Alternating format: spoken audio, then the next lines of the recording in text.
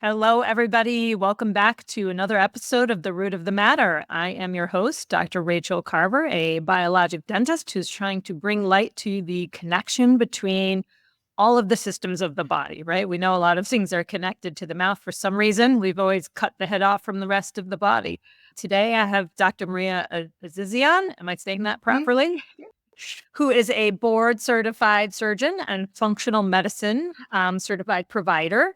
She is focused on food sensitivity, leaky gut, and dietary toxins. Those of you who know my story, you know I'm super interested to hear and learn from Dr. Maria today. She is an author of the Clear Skin Diet book, and she has 2 clinics. And we'll talk a little bit more about that, especially at the end, so people can connect with you if they want some more help. So why don't we dive in and tell me how you were a surgeon and then got into functional medicine? They seem opposite. First of all, thank you so much for inviting me. I really appreciate your focus.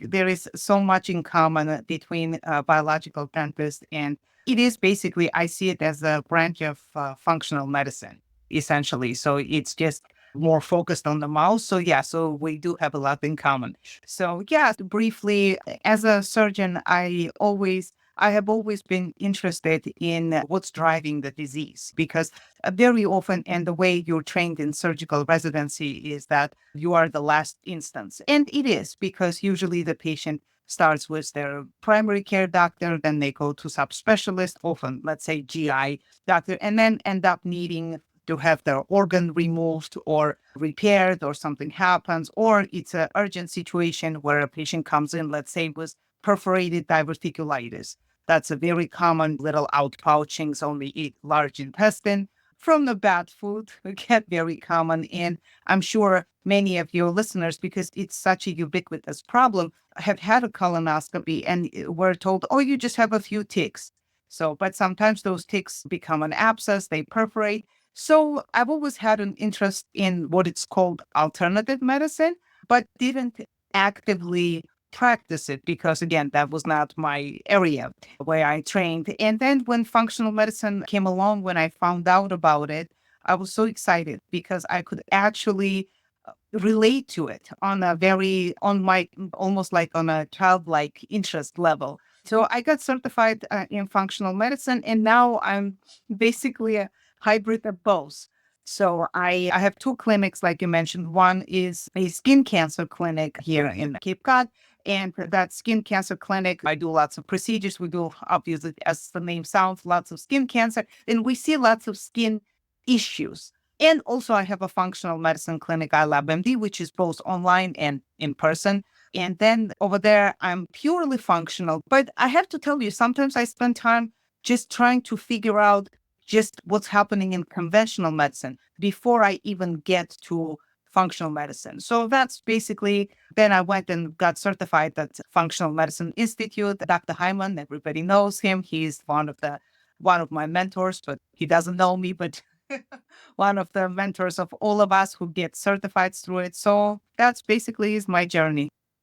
Now, were you like a general surgeon doing a lot of the GI Yeah. surgery? I am a general surgeon, and I basically now do general surgery as a part-time thing. I do it as a what we call it a locums occasionally because with time my interest shifted. When you were younger, straight out of residency, your goal is to you're in the saving mode. You're gonna save somebody, somebody comes in with whatever abscess, etc. And but then when you become wiser, older and wiser, you start understanding is that the true the true intervention that could be done should be done earlier before this turns into absence. Before, because in surgery, again, you basically deal with infection, perforation. Those are the common things. Obstruction, especially when it comes to gut, when I do a lot of gut surgery. So that's basically being a last instance, you understand that there has to be some kind of a prevention. And that's what's driving me. So in my clinic, like I said, was the skin, the biggest prevention. And again, I'm going to switch gears for a sec, that the biggest prevention is actually the usage of sunscreen when you talk about skin cancer. But every medical issue, every medical problem has their specific preventions. You're a dentist, that there's specific things that you could do to avoid cavities, but also there are universal things that are good for the whole body, like a holistic health. And I'm interested in both. I'm interested in my gut. I love leaky gut and I love surgical gut issues. I love skin. So yeah, so it's all interconnected. I love what you said. I focus so much on prevention too, because I've been practicing 20 years now. And just like you, when we're first out of dental school, we're cutting and we're drilling and we're prepping and all these things. And then we're like, man, this is tough. It's tough work. It's the patients specifically. They don't really like coming to the dentist. And how can I prevent these things? All this time and money. And as good of a dentist as I may be, if I drill on one side of the mouth, how is it affecting the other? The bite is off just a little bit. And those kind of things really drove me to think, what can I do to not have to drill? Because every time I cut into a tooth, I'm cutting into it forever. Yes, okay, maybe now we're not using the heavy metals and now we're using plastics instead. Is that better?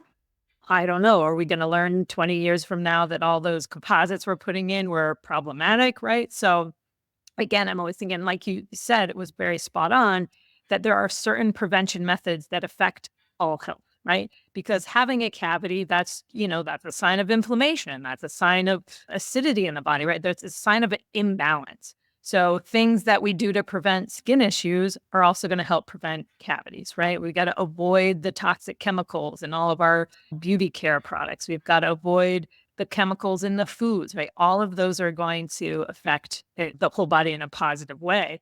And I found very interesting, again, depending on our genetics, maybe in our environments, like for me, I get eczema. I had acne as a kid. Skin was always an issue for me, whereas somebody else may have a lot of cavities, right? Myself, my kids, we don't have cavities, we have skin issues.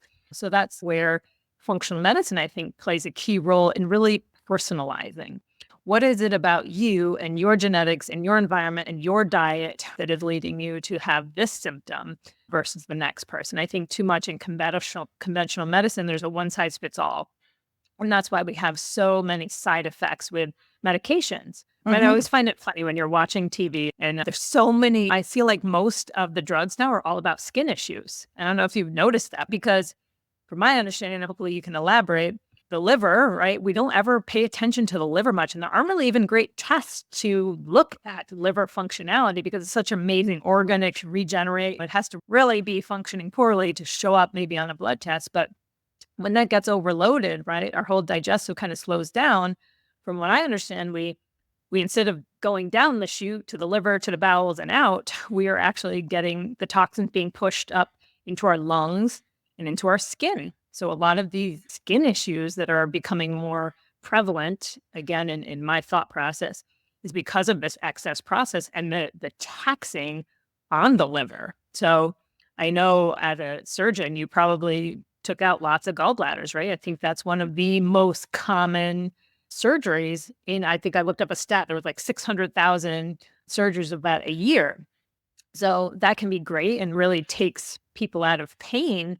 But and again, being so common, maybe you can talk to us a little bit about why does the gallbladder get clogged with these stones? And once you take it out, how do you know that the liver still isn't making stones? And if they do, what happens then?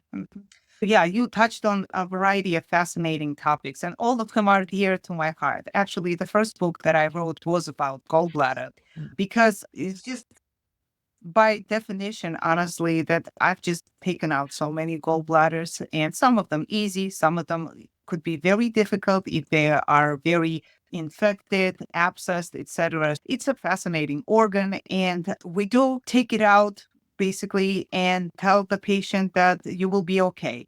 Is that true? Yes, that is true, because for the most part, people are okay. There are, of course, side effects from having your gallbladder out, and some of it could be GI symptoms, like diarrhea is not uncommon. Sometimes people say that there's a weight gain, but the weight gain is because there's no gallbladder pain stopping them from overeating.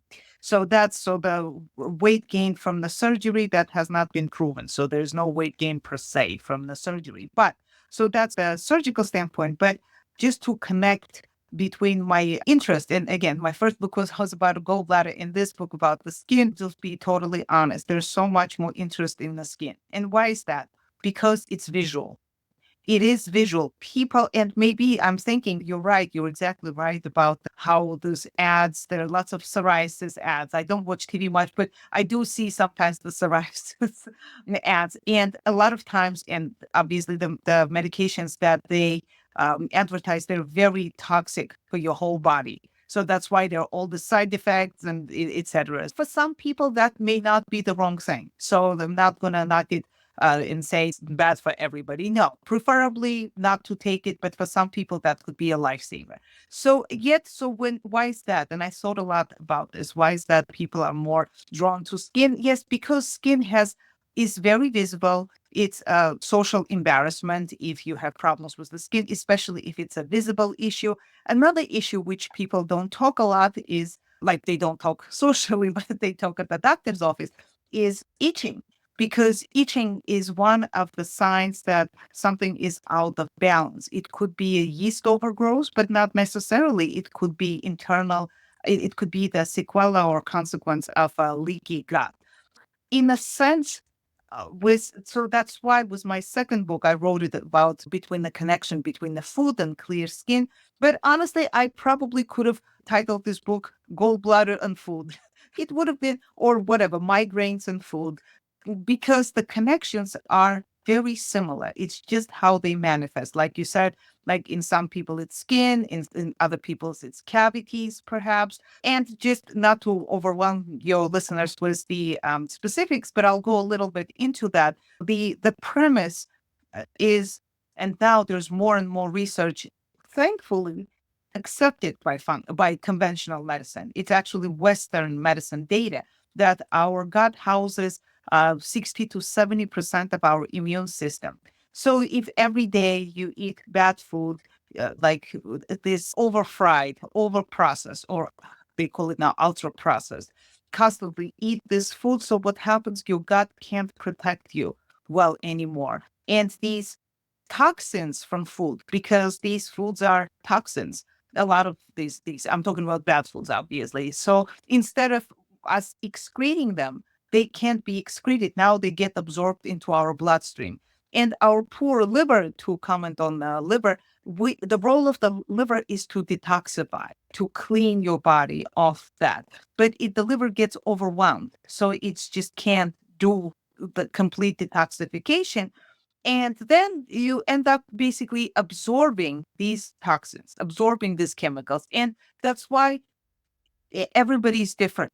Everybody has different genetics. So, like for some people, it could be certain problems. For somebody else, could be, oh, every time I go to a fast food restaurant, I have a migraine the next day, for example, right? Or every time I eat whatever French fries, I have a GI upset, I have an indigestion, because all of these things are different manifestation of the same, of all in the same. And a lot of times in our clinic, I see people both in skin and non-skin, because I do treat obviously not skin things too. I notice how people come in, and let's say we always do gut tests, almost always, I would say, do gut testing for skin problem to check them for leaky gut. And then after, of course, they also have to change their diet. It's not only about getting supplements and stuff, but because that's not enough. You really have to change. And it's hard for all of us. Personally, I have to say, and on behalf of my patients, definitely, it's hard to change your eating habits. And then when people come in, let's say after 3 months, so we'll usually recheck every 4 to 6 weeks, but a lot of times 3 months is a good sort of time to look back and see. And not only the skin problem gets better, if people are honestly dedicated and doing everything they're supposed to do, but also there are many other things, like some pains, some joint pains go away, energy level is higher. There's just variety of things. Sometimes even I've heard patients reporting to me, I was going to have a surgery, like orthopedic surgery for this and this, but I canceled it because it doesn't hurt me anymore. And that's amazing. And I'm like, you didn't even tell me. I didn't know, because that's just human to forget to tell something. But it's so amazing to see that. But it does require time. It does require dedication, because the chronic issues, you can't just snap your fingers and they go away. Unfortunately, changing the diet, taking supplements. And some people need minimal supplements. Some people need more supplements. It's all personalized based on their testing. That's why testing is a big component of functional medicine. But I'll be honest with you, without commitment and changing of your lifestyle, like testing is useless. Yeah, you can test, you'll find out. Then what? If you're not doing anything, then you just wasted money, you got the testing. And so, yeah, but everything is interconnected: the gut, the liver, the gallbladder, the skin. It's just all one, like one big sort of organism. Or sometimes I think of our body like our planet, like Earth. Like there are all these things. There are mountains, there are oceans, there are lakes, etc. And every geophysical, geographic place has its own kind of world, right? So its own environment, and they should stay that way. And they can become out of balance. Well, that's not good for our planet. So I like often make that, for me, just make those correlations. So you mentioned testing, which I think is really important. As they say, test, not guess. What is one of your favorite gut tests that you like to look at? So in the functional medicine industry, and I was very happy to, honestly, I have to say, having a privilege of being trained at Institute of Functional Medicine. To be honest, when I enrolled there, I didn't realize that it would change my own life so much in every sense, in the sense of my intellectual curiosity, if my understanding of myself. And then, of course, it extrapolates to my patients, to my life, and everything else. Testing is very important, but it has to be coordinated with the patient, obviously, and it has to be something patient really wants. And you have to know what you're going to do with that testing. And actually, that comes from my, even like when I was a surgical resident, it was always like, don't order a test if you don't know what you're going to do with that. Because even if it's, no matter if it's covered with insurance, but why? Why are you putting this poor patient through unnecessary CAT scanning or etc.? So now let's move to functional medicine world.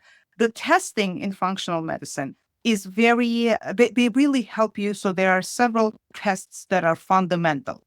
And of course, there are a bunch of companies that are always trying to outdo each other.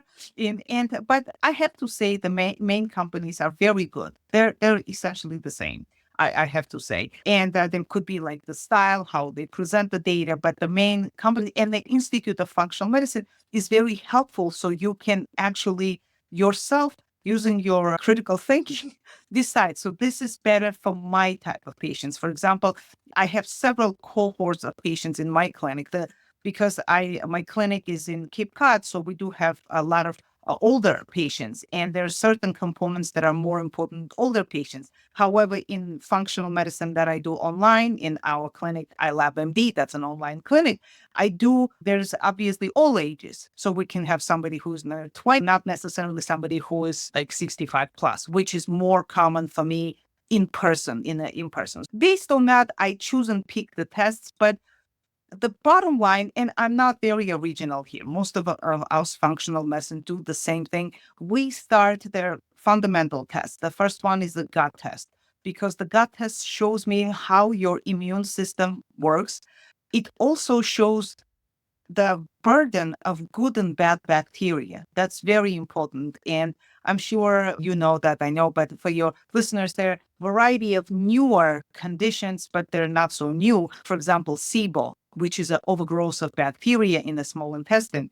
And something like that is hard to diagnose conventionally. But you look at this functional medicine sort of workup, and there are patterns that are now classic for SIBO and variety of things. Other things that people always get surprised, and I'm no longer surprised. I used to be surprised at that too, is that many of us do harbor parasites. And even people who haven't been away, they haven't had exotic travels. And some of the parasites are protozoa. Those are one-cell parasites, which are actually are not considered so pathogenic. They're not considered so bad.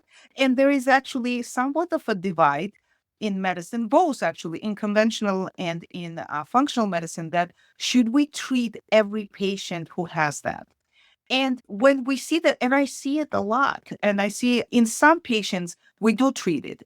And usually when I say treated, we do use mostly herbal things, herbal and supplements. In some other patients who are very symptomatic, if patient comes in and they have diarrhea, a bunch of things, and they already had colonoscopy, everything bad has been ruled out. Now we do a gut test and we see this. Then sometimes I do treat it with antibiotics, as much as I hate it. But I do prescribe antibiotics. In my clinic, I see infections. People come in with abscesses. You have to use antibiotics. But what I'm saying, parasites are not as uncommon. And no, not everybody is running around with vomiting and diarrhea. You could have it chronically, and that could be a mild, if I may say, that's not completely correct, but a smaller burden of parasites, but you still harbor them. So we try to treat them with herbals, with supplements, and not to blast people with anything. Additionally, with gut testing, which is, again, one of my favorites, with gut testing, we test inflammation in the gut and then test some digestive markers that relate to our pancreatic function. Because our pancreas does lots of things. People know pancreas because of diabetes and all, and it's true, but also pancreas is extremely important for digestion.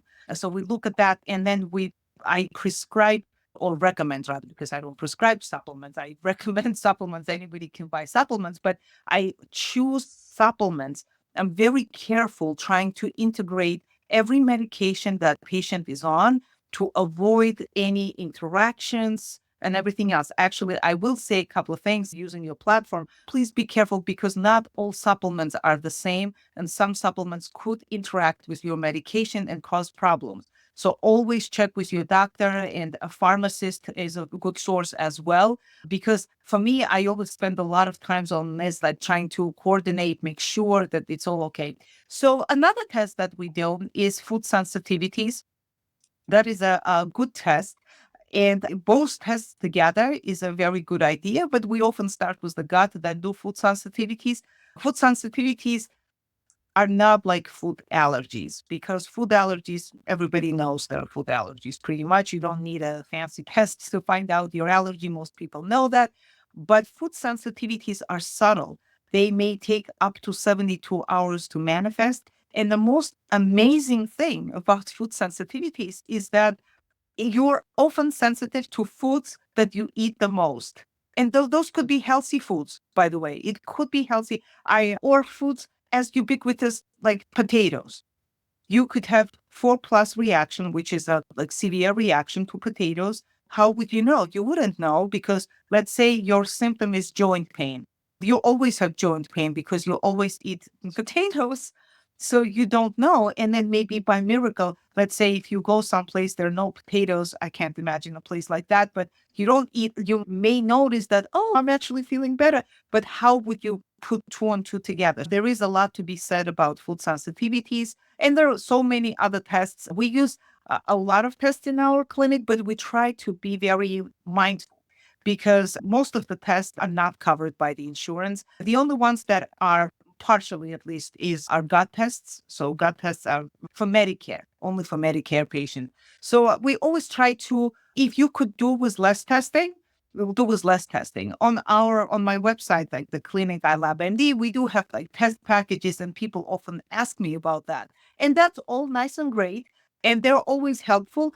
But it's important to know, do you need it now? And what test do you need? Otherwise, another portion aside from financial is that you don't want to overwhelm the patient with too many tests and too many changes. And you say, this is wrong and this is wrong. Because another component of all of this, as you know very well, Rachel, is stress. So you don't want to, a lot of people, most of us have some level of stress. You don't want to increase it now by pushing the patient if they're not ready.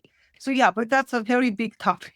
Testing, yeah. So I love what you said. And we talk about parasites a lot on this podcast because it was one of the things that I found was a major contributor to my inflammation. But it's really important what you said. And I love what you said, that most people have these protozoa. Again, it's not that you travel to a third world country. I think the other interesting thing that I've learned over the years is that parasites kind of act like, they call it like a mothership.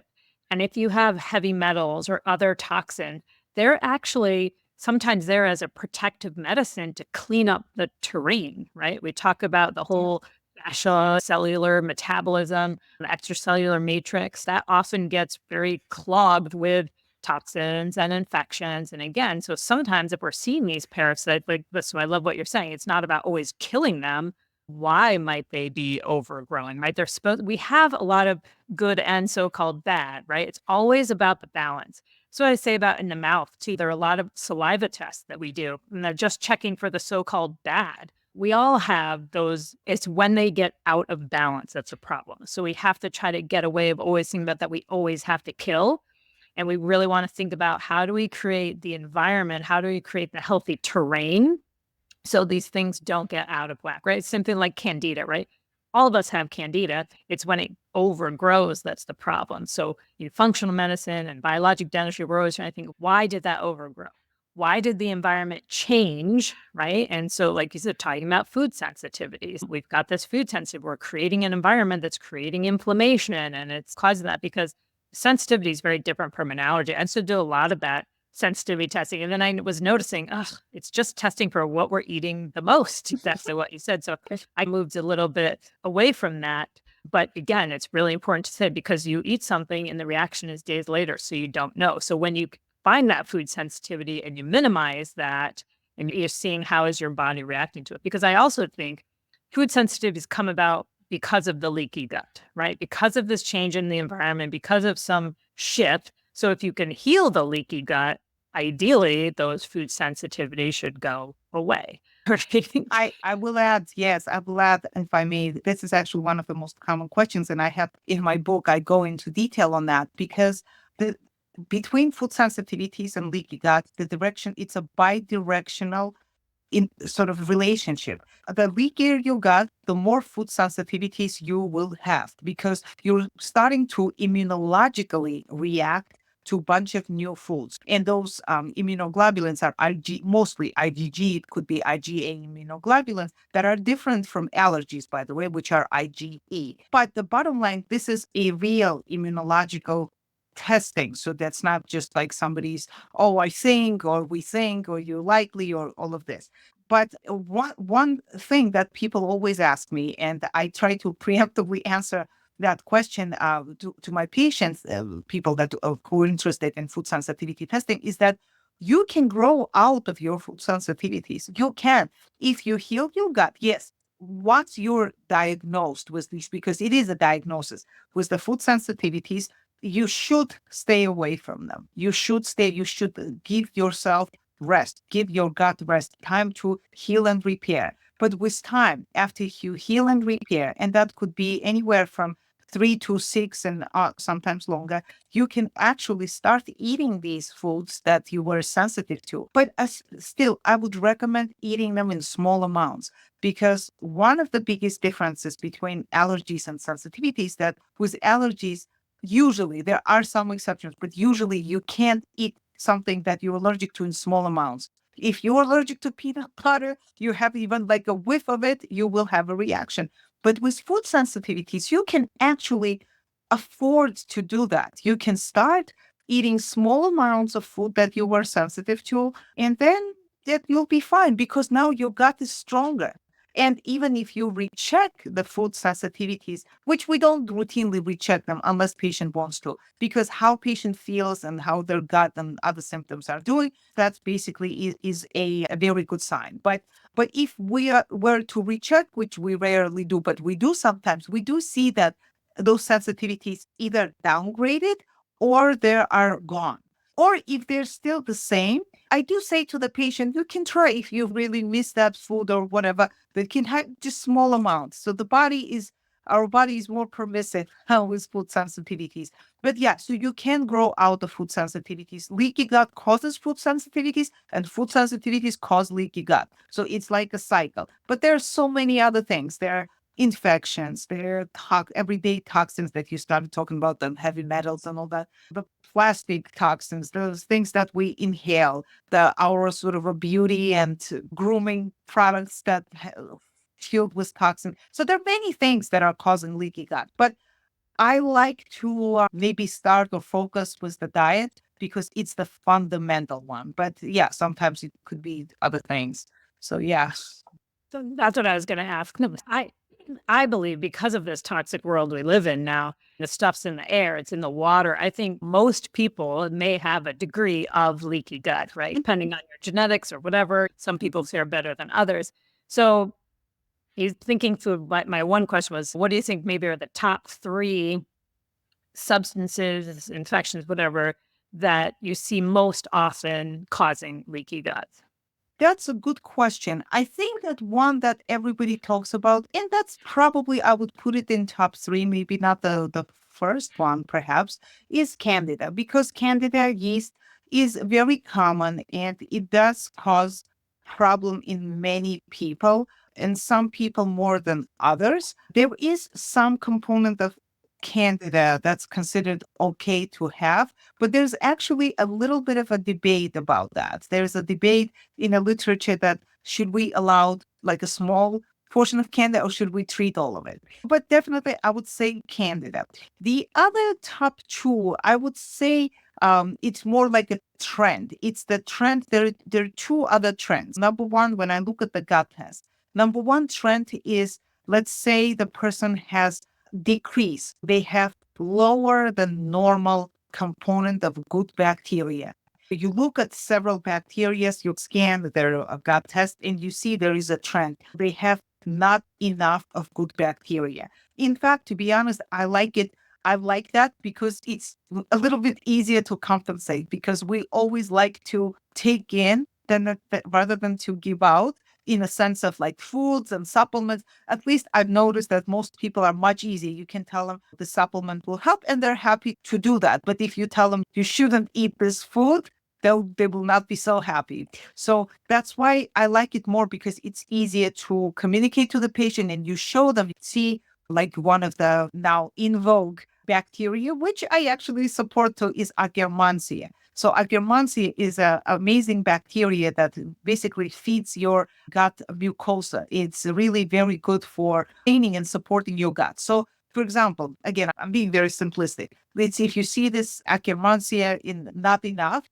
and there's usually a bunch of other bacteria together, good bacteria. They're not enough. So it's easier because you can replenish them with probiotics and to help with prebiotics, which is prebiotics are food for probiotics. And probiotics are good bacteria. So you can supplement that along with lifestyle changes.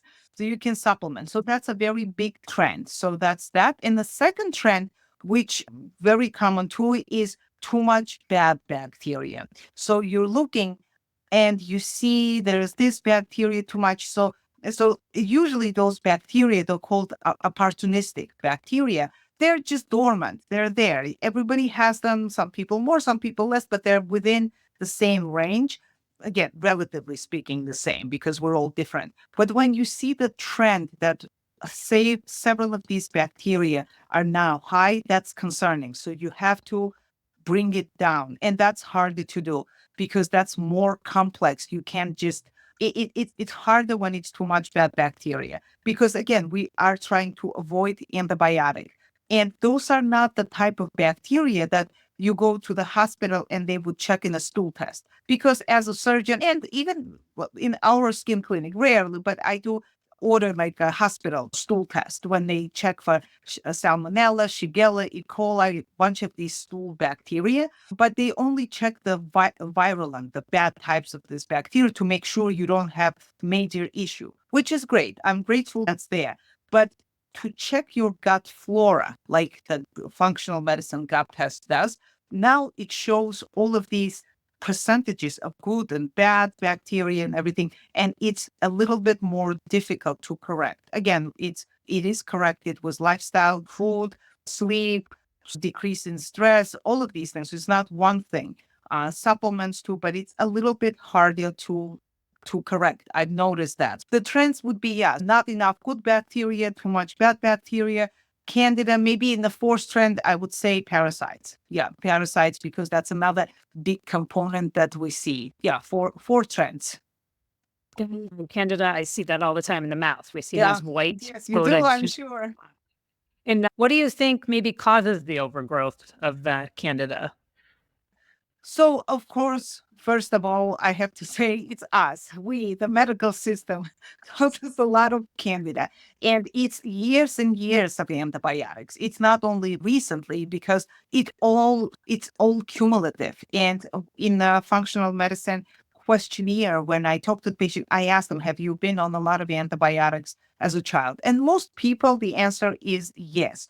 And me, as a surgeon, I understand it very well because when you do, for example, like in an adult, we do a big surgery and then they have a little redness, little concern. Yes, most doctors, surgeons, or non-surgeons would end up prescribing antibiotic. Just make sure so everything is okay, like all of this. And of course, it's very hard to change your thinking and stop doing that. So I'm talking from the surgical standpoint. In our clinic, what I always do, and I try to communicate to each patient when we do, let's say, big melanoma removal or something like that, I always say, if there's any problem, please call me.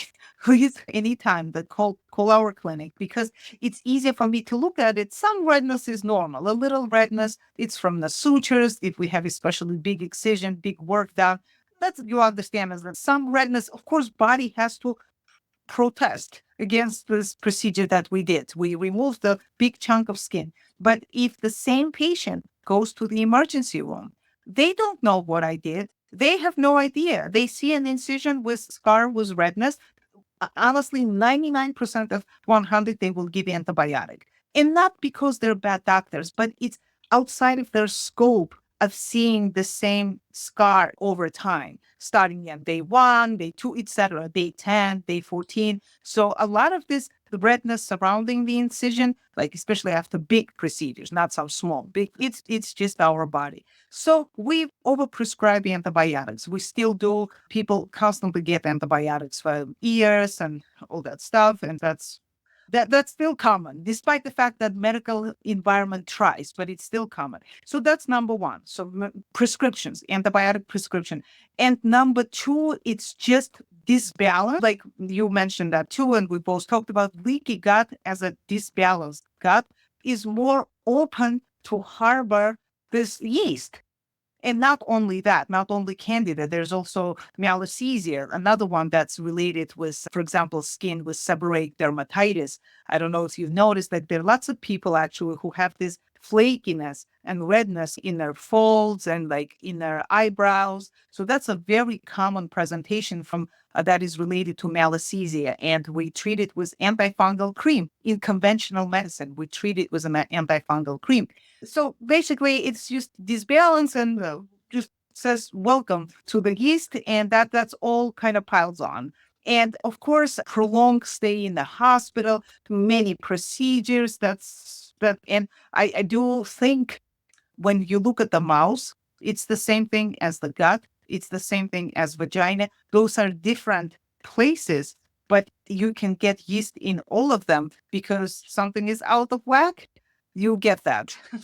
Yeah. I think that's one of the harder ones to treat. I know one of my Yeah. functional medicine colleagues, she Yeah. said, I'd much rather see somebody with parasites than fungus because Yeah. it's True. it's challenging. So in your case, with somebody with maybe chronic, I know when I do stool tests, I had years and years of antibiotics as a teenager for acne. And then I was on Accutane and then birth control. So my gut just was pretty much obliterated by the time I was 20. So it's no wonder that I developed the eczema in my 30s. And now it kind of ebbs and flows and I can control it most of the time. But it feels like it's from all that damage done early on. I have to be on top of my diet, my stress, all these things. So in your clinic, how do you typically treat a Candida overgrowth patient? So, we do have, again, it's very interesting because you, as part of all of us, it's human.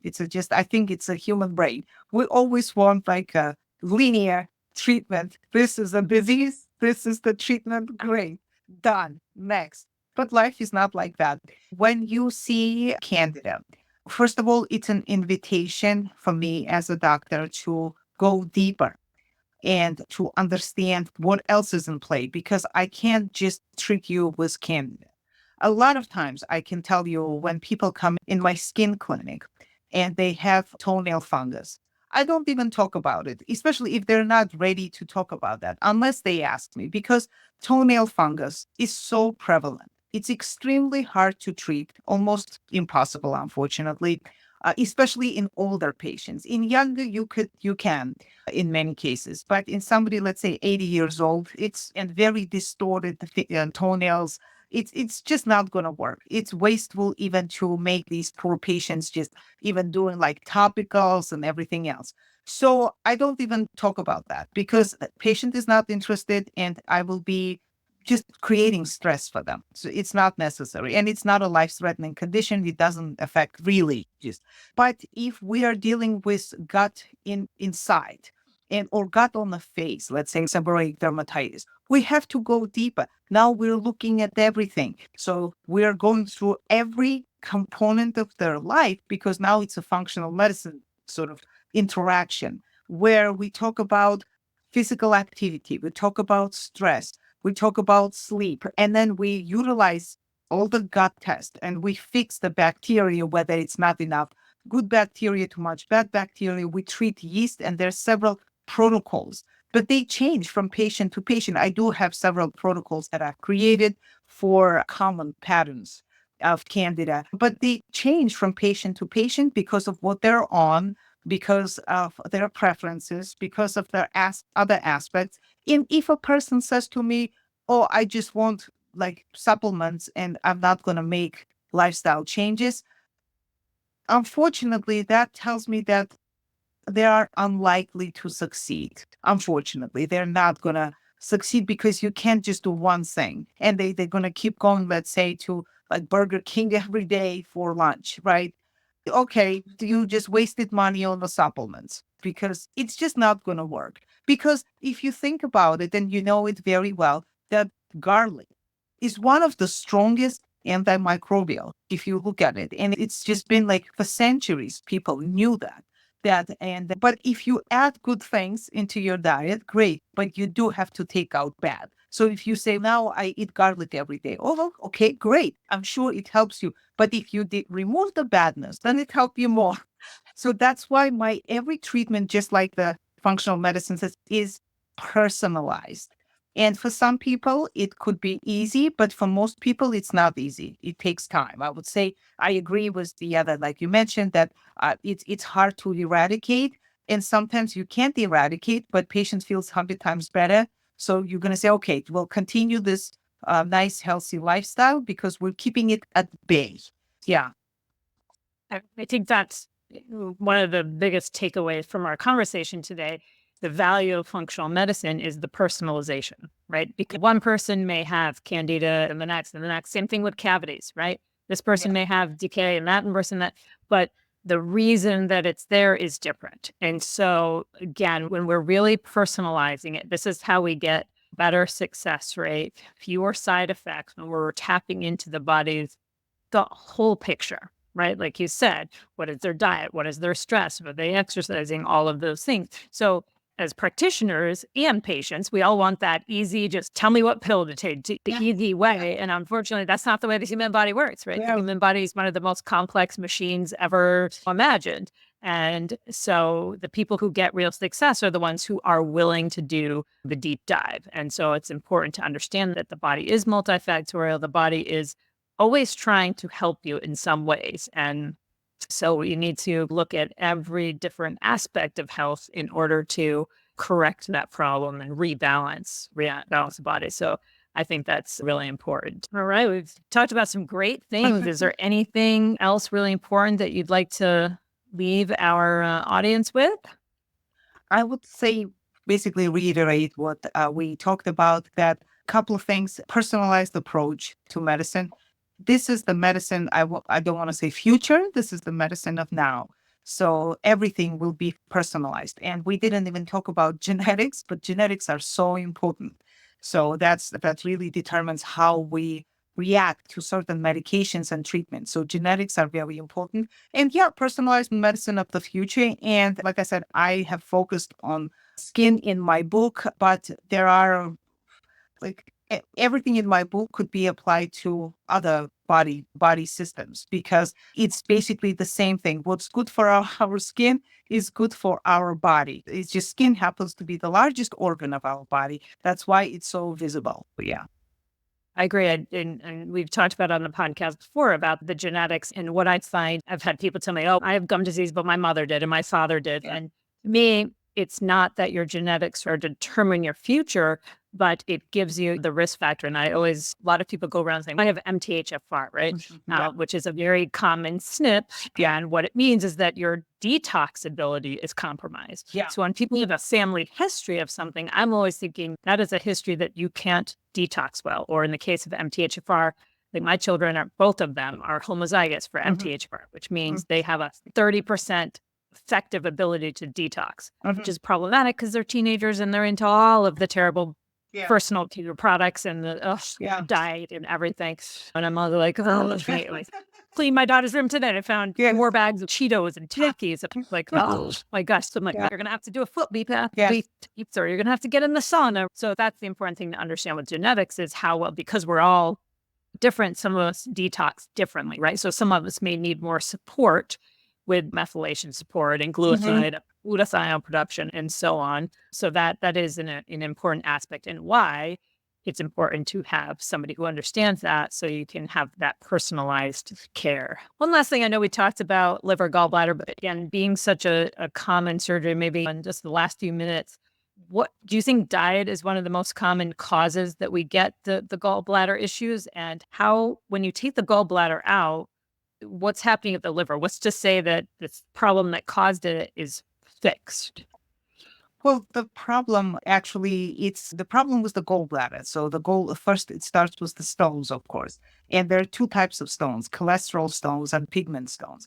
And most of the stones in the Western world are, of course, cholesterol stones. So the name itself probably tells your listeners that, yes, indeed, it is clearly diet related. The gallbladder doesn't really produce anything per se. It's a storage organ. And I think that's why we're lucky enough to get away with its removal. And for people who had their gallbladder out, I wouldn't cry about it. It's because sometimes I feel like people look at it as some huge loss. Yes, of course, ideally, nobody wants to have their gallbladder out, but it's a storage organ. It does have some effect on the rest of our digestion, but it's not a huge effect because a lot of, if not 99% of people go on living a healthy life. They could have, again, some GI problems. The most common is diarrhea. Although sometimes people could have constipation, that's extremely rare. Usually you could have, in the first few months after surgery, you may be having diarrhea because gallbladder is not there to concentrate and store the bile.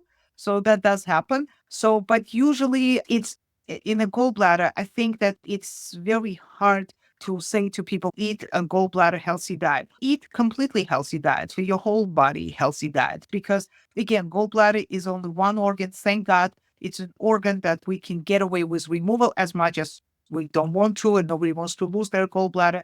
But it is different from other organs such as pancreas, for example, and liver, where the damage is very hard to repair. And sometimes, unfortunately, I don't know, the complete repair would not, especially with pancreas. It's a very sensitive organ unlike liver. Liver, actually, as we know, liver is much better at its ability to heal itself.